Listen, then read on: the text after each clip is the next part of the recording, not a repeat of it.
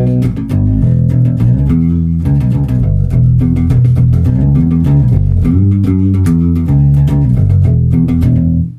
friends, what's happening?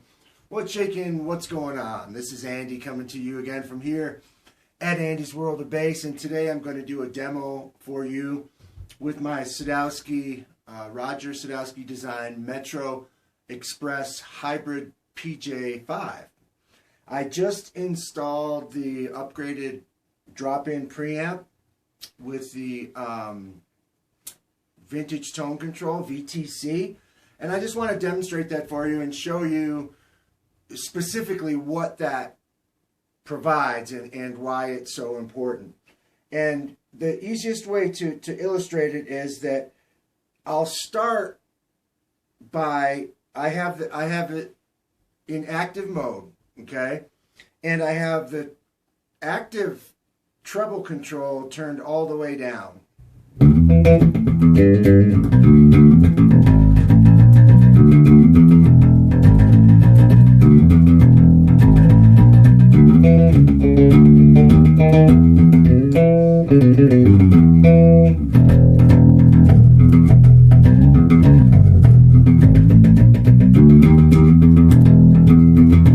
So I'm not boosting any treble at this time. So this is kind of like the darkest sound that it's capable of having without the vintage tone control, right?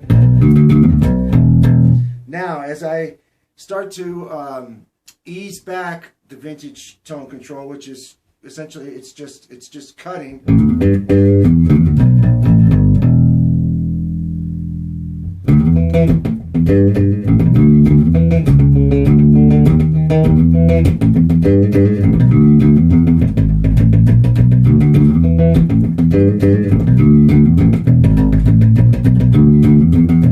That's it. That was at about 90%. Now let's go to 80%.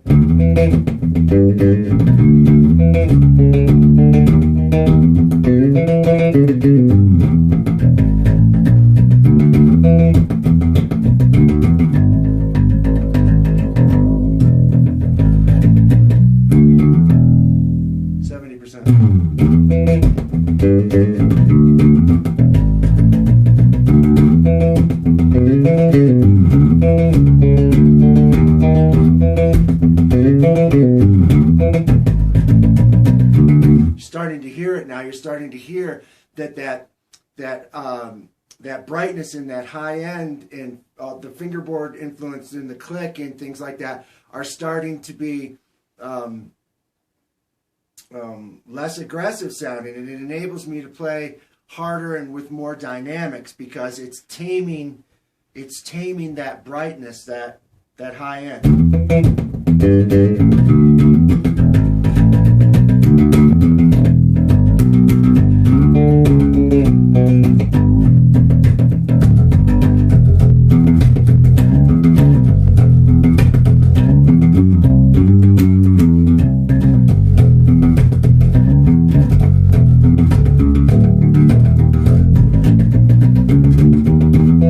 Let's go down even a little bit more. All I'm doing is rolling back the tone. Passive tone, the vintage tone control.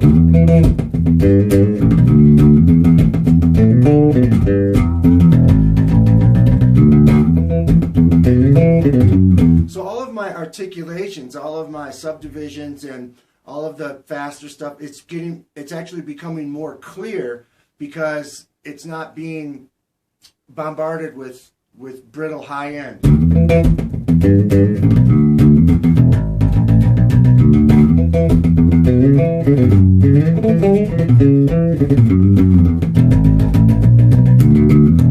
We'll go down even a little bit more. We're at about 40%. About 30% actually.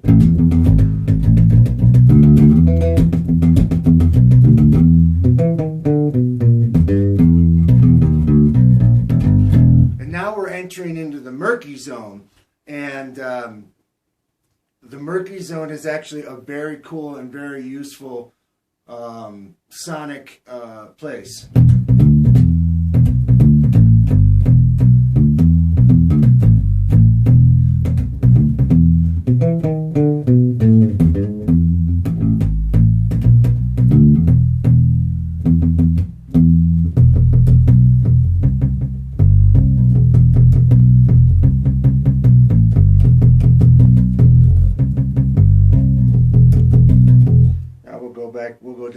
10%.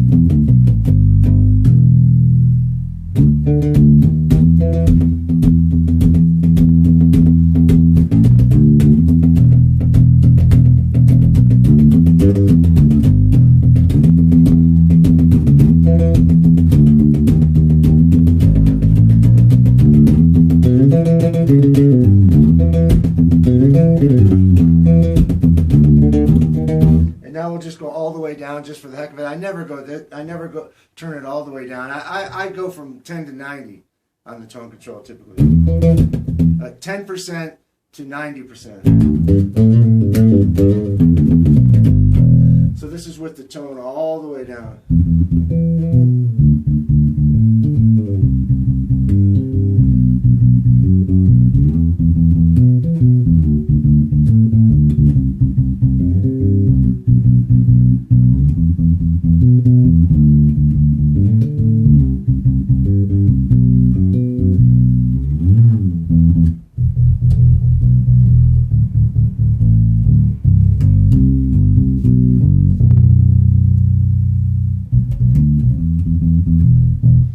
So that's what the vintage tone control gives you. It gives you the ability to tame the high end.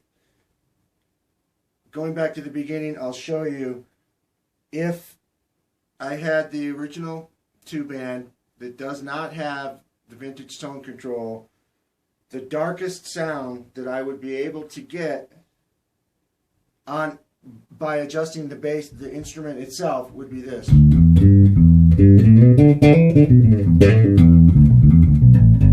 Because the active treble is all the way down.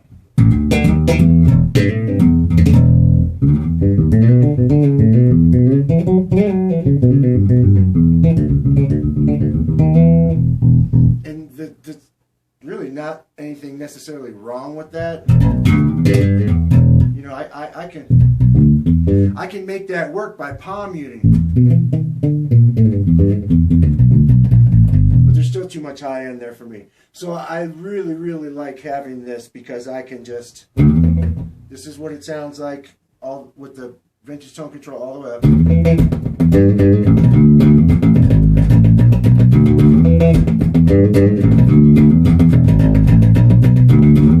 It's a lot of clicking and clattering and too much high end information for me. It's requiring me to ease up with my right hand and not be as expressive or dynamic or put as much energy on the instrument. Simply by rolling it back.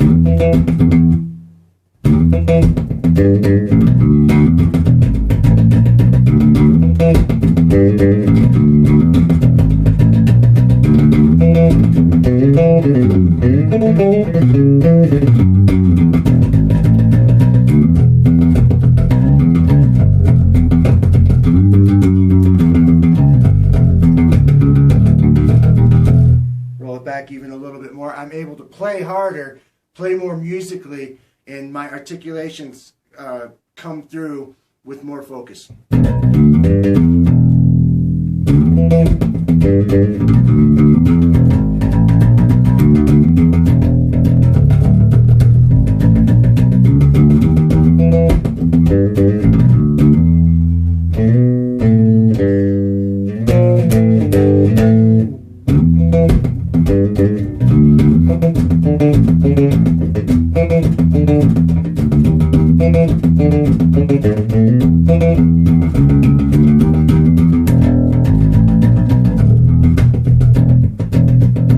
Now, I also have the possibility, the availability to bring in some active bass, which I do use, and it's a very useful thing.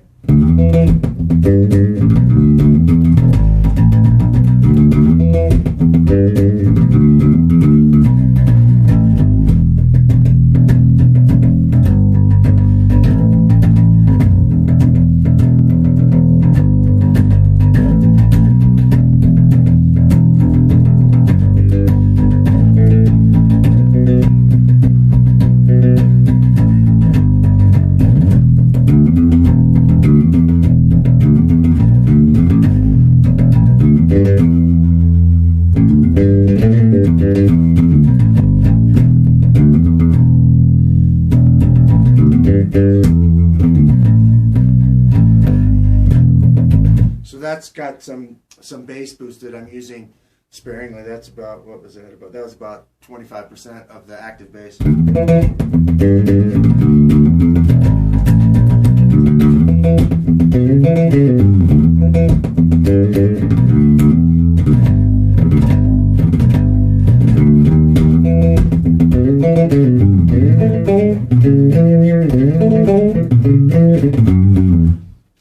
So there you have it. That's the upgrade. That's the mod. That's the thing that really takes this instrument to a more pro-friendly kind of place and gives me the sonic availability that I need to tame back that high end, essentially enabling me to play more dynamically over a bigger range and put more energy onto the instrument, play harder, and play more expressively, because by rolling off some of the tone, it gives it that slightly darker tone, somewhat kind of limiting the sound, limiting the high end a little bit, you could say, and it makes my articulation and makes my playing more natural, and I can dig in harder and just do my thing without having too much brittle top end. So that's what it does, and it does it really, really well, and as a result, it takes this affordable imported version of a Sadowsky bass to a much higher pro kind of level. And yeah, I've done it to 2 of my Metro Express basses so far, and I'm definitely going to do it to the other 2 as well. So thanks for watching this video. One thing I'll tell you about real quick before I go about installing, it's very simple to install. In Roger's video, he mentions that when you're putting in the jack to put a heat shrink shield over the outside of the connections, and that's kind of an easy step to skip, and you don't want to skip that. If you don't have that shield stuff, you can use electrical tape. I put this together and I was just excited and just, bam, bam, bam, and it only takes like 10-15 minutes tops. And I put it in and I didn't shield it, and then or I didn't wrap the jack, the outside of around the controls, and I put it together and I was like, wait a minute, what's going on? It was kind of like intermittently working, and I'm like, I know I hooked the wires up right, what's going on? And then I realized that because the jack goes through a hole that's bored out, and there's little connections on the jack itself, it's easy for it to touch the side of the inside of that bore, which is painted with shielding paint, and you have a ground out.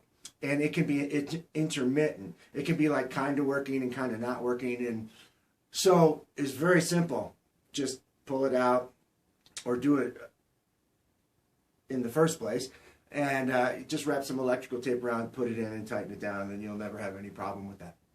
All right, friends, thanks for watching this video. Thank you to Roger Sadowsky and Hans-Peter Wilfer, Nicola Wilfer, for putting together this affordable version of a Sadowsky styled instrument.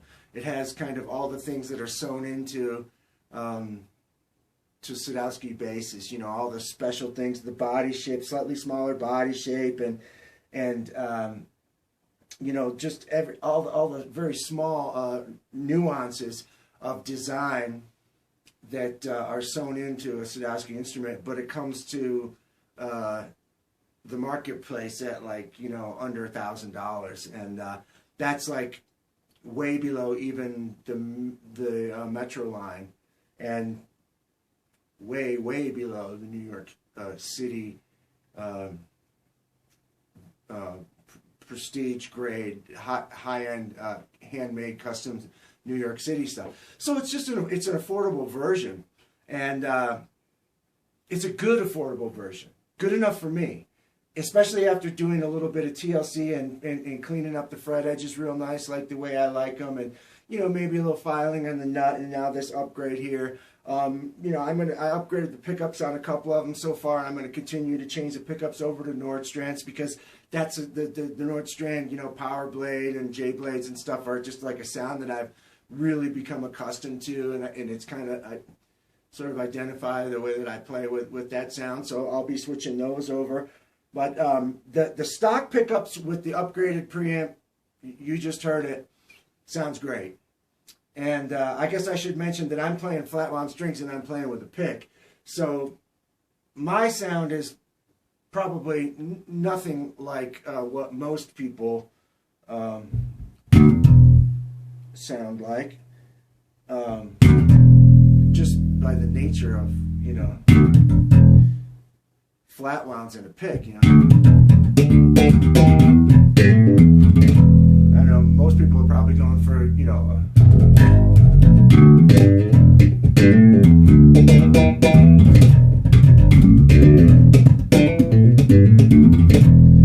a more modern sound.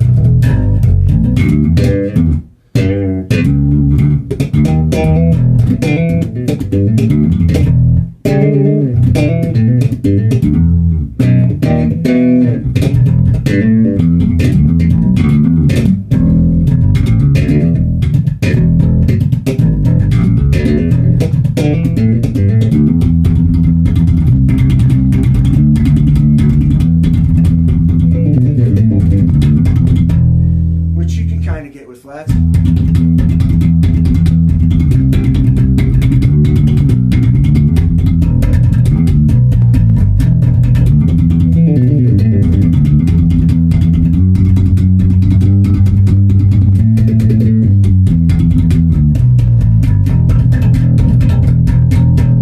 Alright friends, thanks for watching the video. We'll see you next time. Peace.